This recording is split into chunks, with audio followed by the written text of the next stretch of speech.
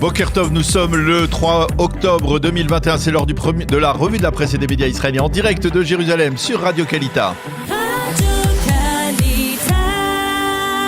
On retrouve tout de suite Daniel Haïk pour la revue de presse israélienne en direct des studios Kalita. Et malheureusement, s'il y a en Israël un secteur dans lequel les jours se suivent et se ressemblent finalement, c'est bien le secteur arabe israélien. Et oui, en effet, Cyrielle, les manchettes des quotidiens israéliens sont ce matin encore teintées de rouge sang pour marquer le 100e arabe israélien assassiné depuis le début de l'année 2021. Un triste record qui pose avec toujours plus d'acuité le problème de la délinquance au sein de cette communauté des Arabes israéliens. Le Yediot Ahronoth nous apprend que ce 100e arabe israélien assassiné s'appelle Maharan Mugrabi, il est originaire de Haïfa, mais le quotidien, comme d'ailleurs son rival du Israël Hayom, mentionne en manchette ce matin un accrochage stupéfiant qui aurait pu se terminer par perte de vie humaine. Il s'agit d'une patrouille de police qui est arrivée dans la localité arabe de Kfar Qassem pour une perquisition.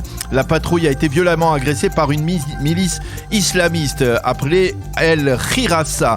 À la suite de cette agression, certains des policiers de cette patrouille ont dû recevoir un traitement médical. Le Yediot Ahronoth nous montre l'un d'eux ensanglanté et titre « Perte de contrôle ». Le Israël Hayom lui montre une photo de cet accrochage et cite en manchette le commandant en chef de la police, Kobi Shabtai, qui promet « Nous réglerons nos comptes avec les assaillants des policiers à Kfar Qassem ». Quant à Naftali Bennett, il a également réagi à cette agression et a promis qu'Israël continuera à lutter avec toutes ses forces contre la violence dans le secteur arabe israélien. Et certains éditorialistes, bien sûr, commentent ce matin encore cette violence. Oui, réveillez-vous, clame en première page Ben Dror Yemini en dirigeant cet appel vers le pouvoir et de préciser avant même de perdre le contrôle dans le secteur arabe israélien, la police israélienne avait déjà perdu sa force de dissuasion et c'est un processus qui s'étend sur plusieurs années, affirme Ben Dror Yemini. Cela fait 3 mois que le gouvernement Bennett Lapid a été formé et pour l'instant on ne voit rien venir. Au contraire, combien d'Arabes israéliens vont encore se faire assassiner avant que le gouvernement ne bouge? Fin de citation.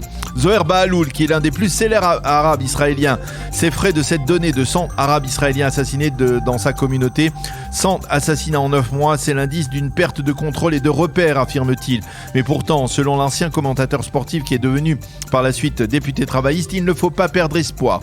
Le Haaretz, sous la plume de Jackie Khoury, annonce en évidence ce matin que Bennett présidera aujourd'hui la commission interministérielle de lutte contre la délinquance dans le secteur arabe israélien. Une commission qui se réunira pour la première fois aujourd'hui et c'est là une occasion pour Naftali Bennett de modifier la tendance, affirme le Haaretz ce matin.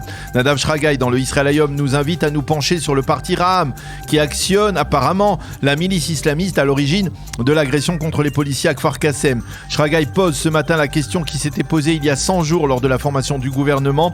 Est-ce qu'un parti arabe islamiste qui ne cache pas ses revendications nationalistes est capable de se suffire d'un agenda civil? Aujourd'hui, selon Nadav Shragai, la réponse est claire et elle est négative.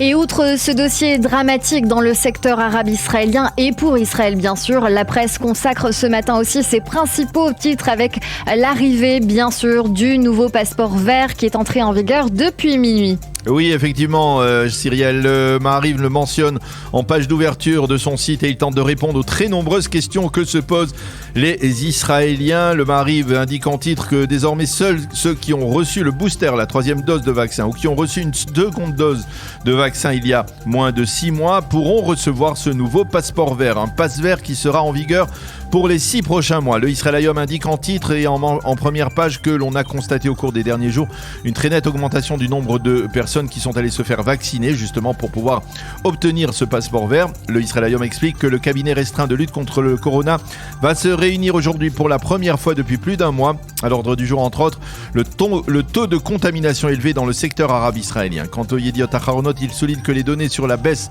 de la 4e vague se confirment, mais il fait état également en première page de dizaines d'enfants qui ont été malades du Covid-19 et qui ont ensuite développé des complications plutôt dangereuses. Et puis ce matin, les quotidiens et les sites d'information soulignent que l'on a franchi durant le week-end le terrible seuil des 5 millions de morts du Covid à travers le monde depuis le début de l'épidémie.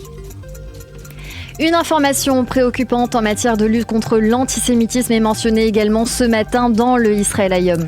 Oui, effectivement, le quotidien gratuit se penche sur une intervention télévisée farouchement antisémite de l'un des plus proches collaborateurs du président biélorusse Loukachenko.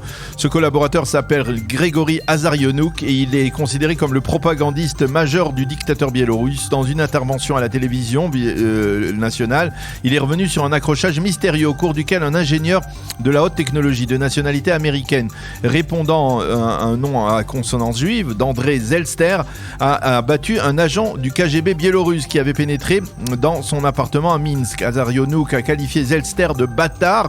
Zelster bâtard, clame le propagandiste à la télévision donc biélorusse, avant de citer 3 noms juifs, Zelster, Schreibman et Katz, qui seraient selon lui liés. Le Israël Hayom a demandé au ministère des Affaires étrangères s'il avait l'intention de réagir à cette agression verbale, mais pour l'instant l'entourage de Yair Lapid n'a pas réagi.